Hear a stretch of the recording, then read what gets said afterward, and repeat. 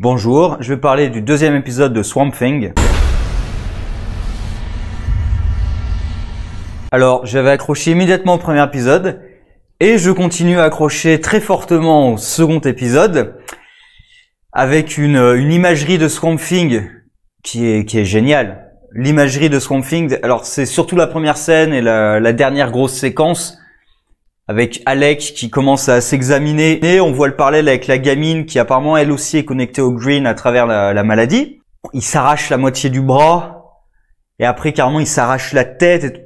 L'imagerie est sublime, hein. Le costume aussi va très bien. À la fin évidemment la scène finale où il confronte le type qui veut tuer la gamine, où il le démembre complètement en contrôlant les plantes. Alors après, est-ce qu'il réussit à maîtriser vraiment ses pouvoirs ou est-ce que c'est juste l'instinctif? Est-ce que c'est la rage instinctive qui fait ça? Ou est-ce qu'il va réussir à maîtriser ses pouvoirs? À voir dans les prochains épisodes. En tout cas, une chose est sûre, c'est qu'il est convaincu, lui, d'être Alec, puisqu'il l'a dit à la gamine. Alors on l'a pas encore vu parler. On l'a vu grogner, mais on l'a pas vu parler. Mais il peut parler puisqu'il a discuté avec la gamine et qu'il se souvient d'être Alec Holland. Et vu sa réaction face à Abby, il a gardé ses souvenirs. Et à la fin de l'épisode, Abby est au courant que c'est Alec. En tout cas, qu'il croit être Alec. Donc ça c'est la question, c'est quelle version ils vont prendre, puisque dans la version d'Alan Moore, ce n'est pas Alec Holland. Ce sont des plantes qui ont digéré le corps d'Alec et qui se prennent pour lui. Donc quelle version ils vont prendre? Est-ce qu'ils vont prendre la version originale, la version où c'est Alec transformé en Swamp Thing, ou est-ce qu'ils vont faire la version d'Alan Moore qui est peut-être plus connue, où ce sont les plantes qui se prennent pour Alec, mais Alec est bel et bien mort. À voir. Sinon après il y a le cœur de l'épisode, il y a peut-être un petit peu de mou par rapport aux deux grosses scènes, plutôt séquences d'ailleurs que scènes du début et de la fin, qui sert surtout à introduire pas mal d'éléments et de personnages. Il y a eu Xanadu, qu'on avait vu un petit peu dans l'épisode précédent, mais vraiment juste, on la voit au balcon, c'est tout. Là, elle est quand même un peu plus introduite, et elle sert à nous révéler quelle est éventuellement la menace. Il y a Blue Devil, qui est juste présenté là, mais je pense quand même qu'il va servir à quelque chose. S'ils ont pris un acteur, s'ils ont casté quelqu'un pour le rôle, j'imagine que Blue Devil va servir à quelque chose. Et là aussi, ils ont suivi la route originelle, c'est-à-dire c'est un acteur avec un costume qui a des effets spéciaux réels, mais des effets spéciaux. Et on a aussi le Woodrow qui apparaît, qui nous permet d'obtenir pas mal d'informations sur les menaces et les responsabilités de chacun. Sur Abby, on développe aussi un petit peu ses relations avec Sunderland. Du coup, elle était quasiment leur fille adoptive. Et donc la fille qui est morte, c'était pas juste sa copine, c'était presque sa sœur, d'une certaine manière. Donc ça dévoile un peu plus du personnage et de Sunderland. Alors Sunderland, on nous dit qu'il est manipulateur et tout. On voit avec Woodrow notamment que oui, il est pas très net, mais jusqu'à quel point? C'est-à-dire, est-ce que par exemple c'est lui qui a fait assassiner Alec? Là, j'ai un doute. Peut-être, mais j'ai quand même un doute, je suis pas sûr, puisque clairement la maladie, il est pas du tout au courant que c'est la faute de son produit. Ça, il est pas du tout au courant. Même Woodrow n'est pas au courant. Mon hypothèse, c'est que l'ennemi, ça doit être Anton Arcane ou le Rot en général, puisque Xanadu dit clairement qu'il y a quelque chose de maléfique qui grandit dans le Rot, donc dans la pourriture, dans la moisissure, etc. Donc je pense que ça va être ça l'ennemi, Arcane. Et Woodrow, qui lui n'est pas du tout au courant que son produit peut être dangereux, mais on voit qu'il est obsédé par les plantes. On voit aussi qu'il est un peu tenu par sa femme, c'est-à-dire qu'il pourrait partir un peu en vrille, mais il y a sa femme qui le recadre et qui a un peu la voix raisonnée aussi. Je m'attends peut-être à un truc où sa femme sera tuée, peut-être par le marais d'ailleurs. L'hypothèse que j'ai, c'est que le marais réagit aux produits chimiques de Woodrow, mais c'est pas les produits chimiques qui rendent le marais maléfique ou quoi que ce soit, il réagit à ces produits. D'ailleurs, jusqu'à présent, le marais a attaqué seulement ceux qui utilisent ces produits. Alors, il a rendu malade la gamine, mais s'il a tué son père, c'est parce qu'il disséminait ses produits. Donc, le marais se défend. Mais en même temps, il y a une force maléfique qui est dans le marais, qui se répand, et du coup, il y a un combat un peu entre, justement, je pense, le Green et le Rot. Donc, le Green et le Grey. Je pense qu'il y a ce combat-là, et que Sunderland et compagnie, ils se sont un peu, ils sont entrés là-dedans, et ils sont un peu pris en tenaille entre les deux forces, sans avoir de volonté au départ.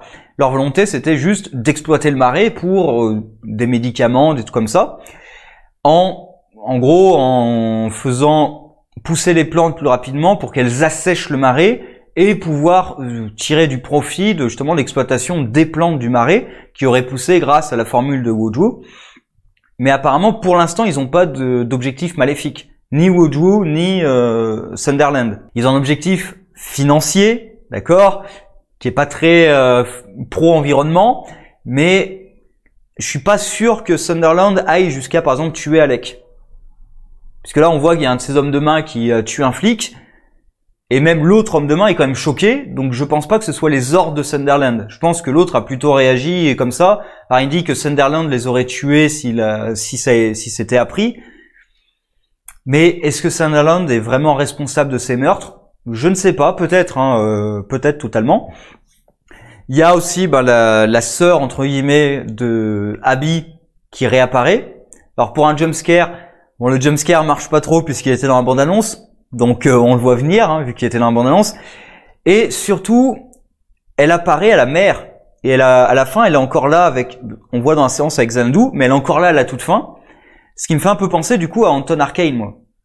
Avec notamment, je pense, à la séquence où Abby est dans une maison, dans la version d'Alan Moore, dans les comics, elle est dans la maison et en fait, on se rend compte que tous ceux qu'elle rencontre dans la maison, dans le manoir, sont morts.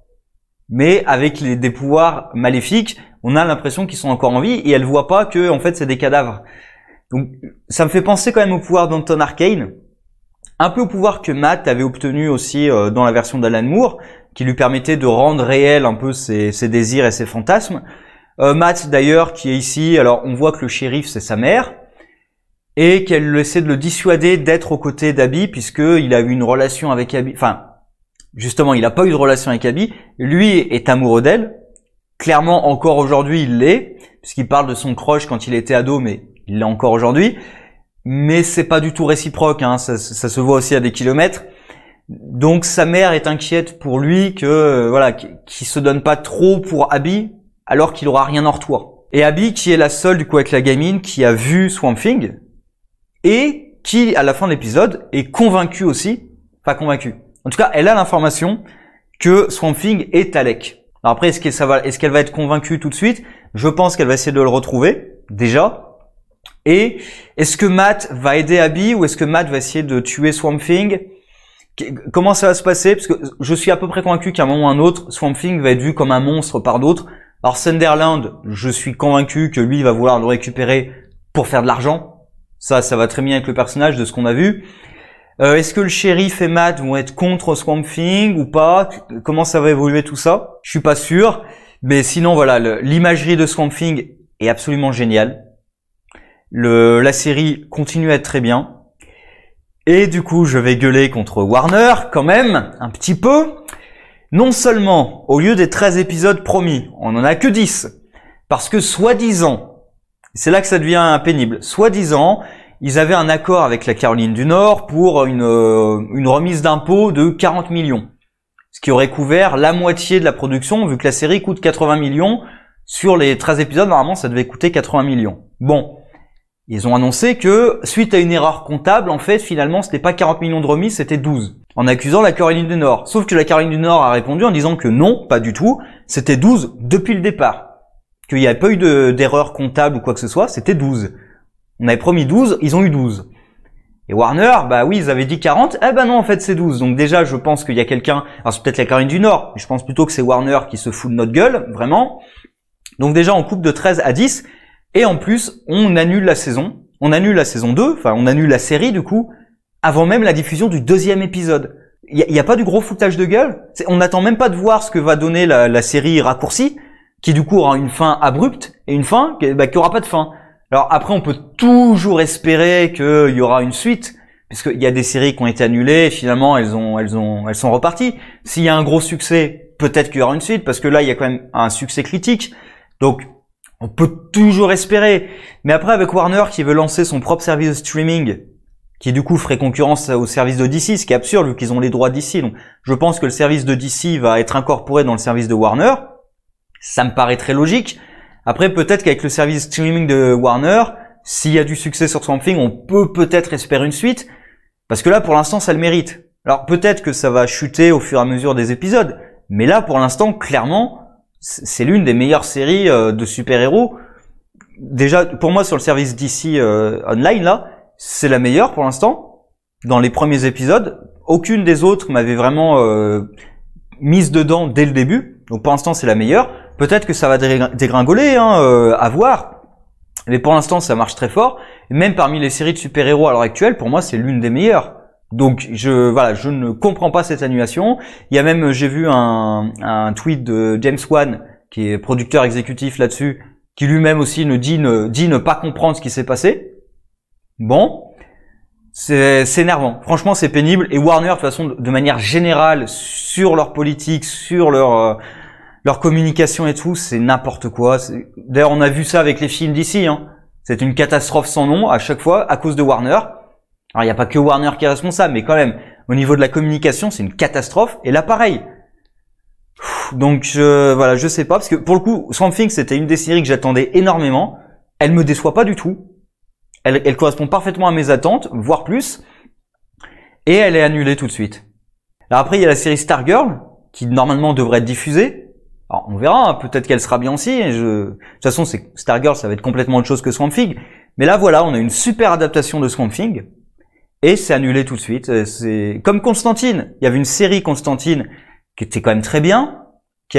Pour certains, elle n'avait pas super bien commencé. Moi, j'avais quand même accroché assez vite. Et pour moi, elle a fait que s'améliorer. Cette série a été annulée aussi. Heureusement, on a récupéré Matt Ryan, mais ça a été pour le mettre dans DC's Legends.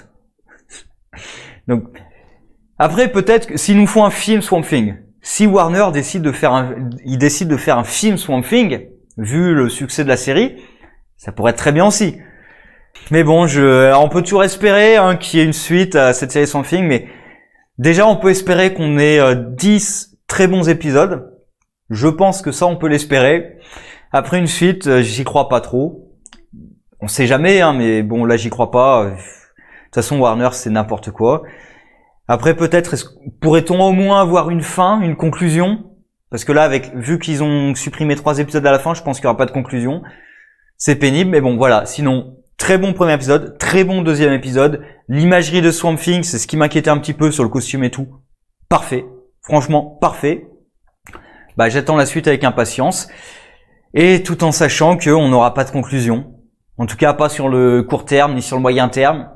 Peut-être que dans 2 ou 3 ans, on aura une suite. Sur ce, au revoir.